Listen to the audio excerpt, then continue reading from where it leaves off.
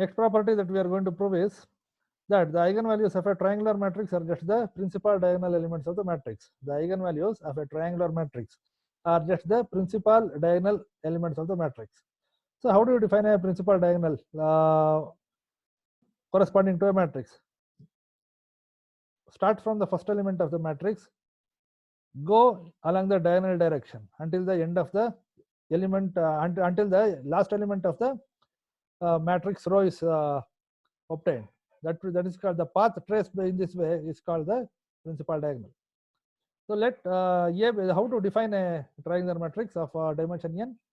So first row elements of the triangular matrix consist of a11, a12, etc. till a1n. Next, the second row element of the triangular matrix consists of the elements like this. First element of the second row consists of 0, whereas the other elements consist of a22, a23, etc. till a2n.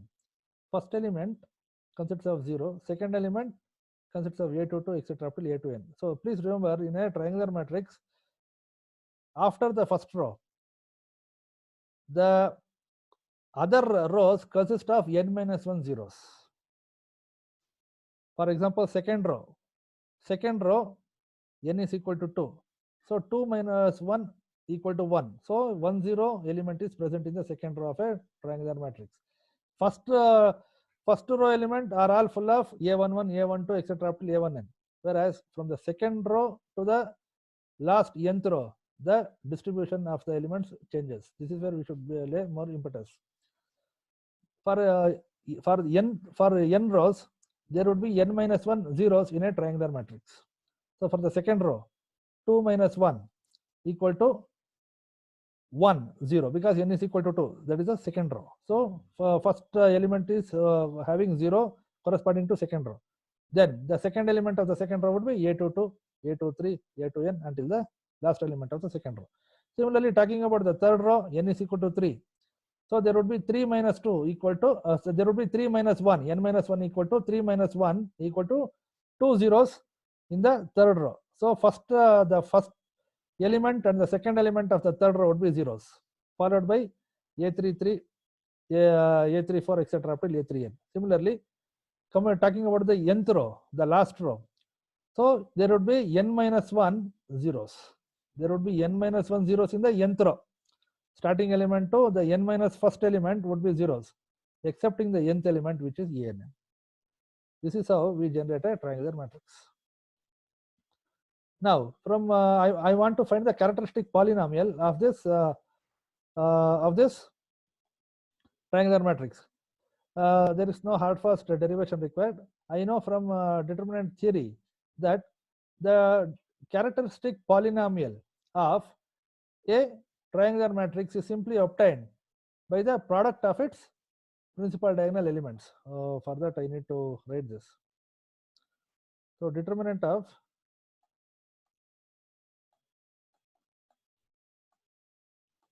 a minus lambda I is equal to a11 minus lambda a12, etc. after a1n, then 0. This is a11 minus lambda here. Don't get confused. Due to lack of space, I am writing in a very small minutely. So this would be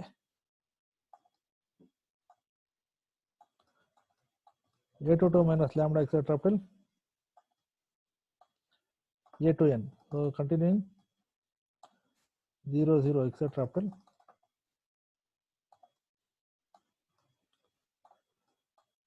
ann minus lambda.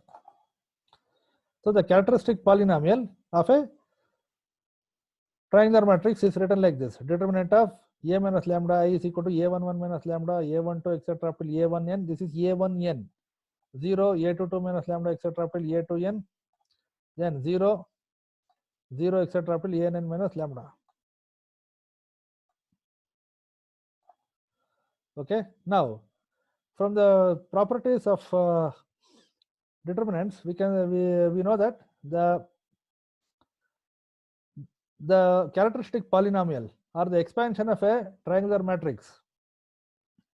The determinant expansion of a triangular matrix is simply given by the product of the principal diagonal elements. Let me repeat.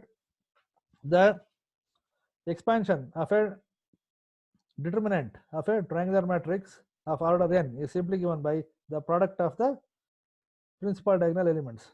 So what are the principal diagonal elements? A11 minus lambda, A22 minus lambda, etc. up till An minus lambda. So determinant of A minus lambda is given by A11 minus lambda into A22 minus lambda, etc. up till An minus lambda. Now, if I equate the characteristic polynomial to 0, I get the characteristic equation. The solution of the characteristic equation gives me the eigenvalues. So let me have determinant of A minus lambda is equal to 0. So the roots would be A11 minus lambda is equal to 0. So the roots would be, let me write it properly.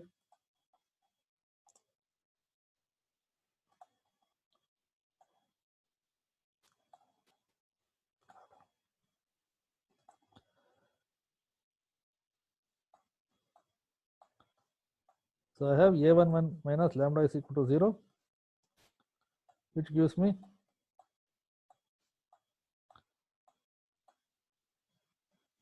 lambda is equal to A11. Similarly, I have A22 minus lambda is equal to 0. I get lambda is equal to A22. Consider the continuing the procedure. I get An1 minus lambda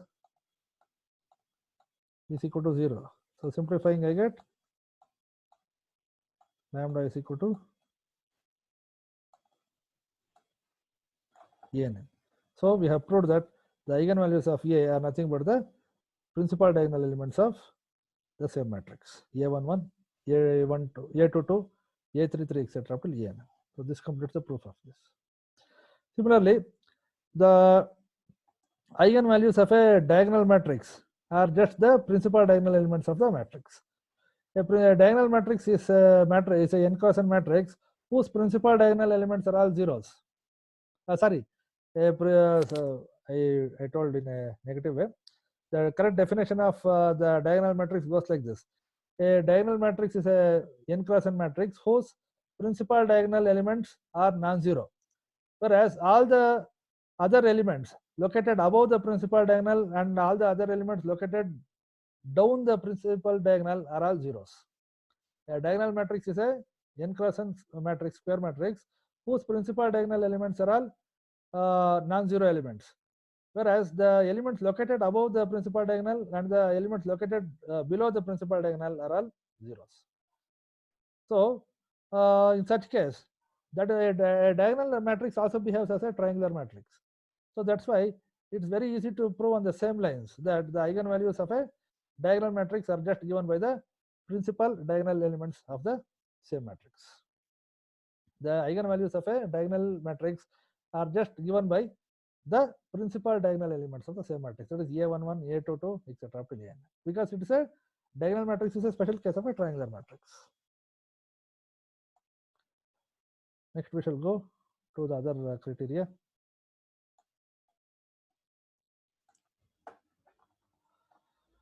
The eigenvalue of an idempotent matrix are either 0 or unity. So let A be an idempotent matrix. So how do you define an idempotent matrix? A matrix is said to be idempotent if its square is equal to the same matrix. A matrix A I have. So if I square the matrix A squared, then A squared, if it is equal to A, then I say that the matrix is said to be idempotent. So a matrix is said to be idempotent if A squared is equal to A. So if lambda is the eigenvalue of A, then we say that the eigenvalue of an idempotent matrix are either 0 or 1. Unity means 1. Okay, that we shall be proving. The eigenvalues of a idempotent matrix are either 0 or 1.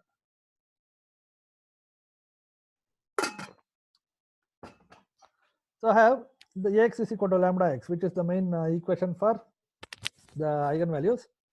Now pre-multiply both sides by A. So I get A into Ax is equal to A into lambda x. Using the associative property of matrices, I can write A squared x is equal to lambda into Ax, because lambda can be pulled out because it is a scalar. Now I have got lambda into Ax. Ax is equal to lambda x, I shall call it as equation 1. So Ax I have. So using equation 1, I can I can replace this Ax by lambda x here. So I get A squared x is equal to lambda into Ax. A squared is equal to A because by data it is an idempotent matrix. The definition of an idempotent matrix is A squared is equal to A. So I get A squared x, which is equal to Ax, which is equal to lambda into lambda x. So Ax I get. So Ax is equal to lambda squared x. So Ax is equal to lambda squared into x I have. Okay. Now call it as equation 2. Now compare equations 1 and 2. I get lambda squared x is equal to lambda into x, or lambda, taking lambda to the left hand side, I get lambda squared minus lambda into x is equal to 0. Solving for lambda, I get lambda is equal to 0 or 1, which proves our result.